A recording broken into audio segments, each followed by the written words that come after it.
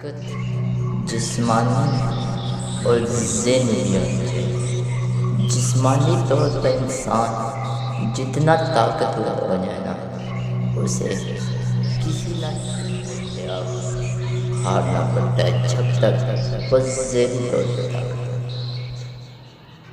جسمانی طاقت کا بھی ذہنی طاقت کا شمار ہوتا ہے۔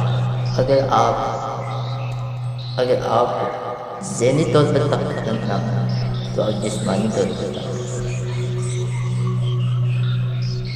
یہ ایک روگ ہوتا ہے، کوئی طاقت نہیں ہوتی۔ میں آپ کو ہمارے قائد محمد علی جناح کا ایک واقعہ کیا، بہت ہی خوبصورت واقعہ ہے، غور سے سنیے۔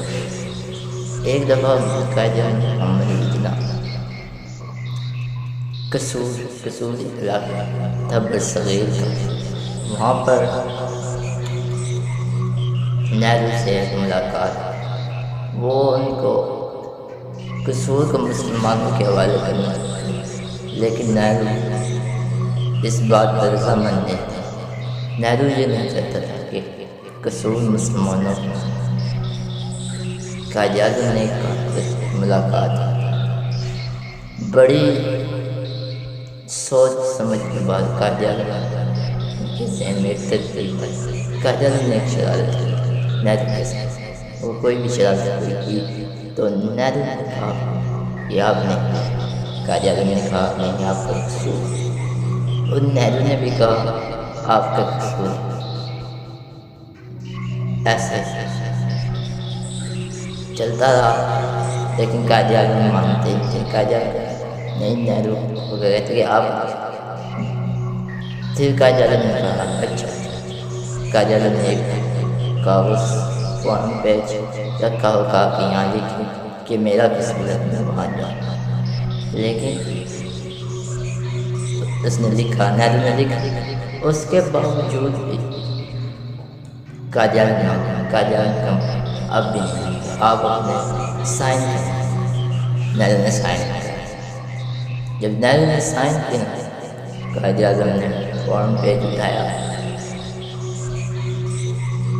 قائد اعظم نے ایسے فارم پیج اٹھایا اور تمام مسلمانوں کو مخاطب ہوتے ہوئے کہا کہ قصور ہمارا۔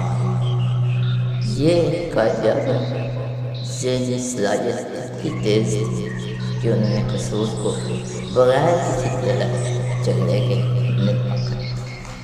اگر یہاں کوئی جسمانی طور پر طاقتور بھی ہوتا تو اس نے لڑنا شروع کر دیا، جنگ، اور کیا ہوتا؟ ذہنی طاقت جسمانی طاقت کے مقابلے میں 2 گنا تھا۔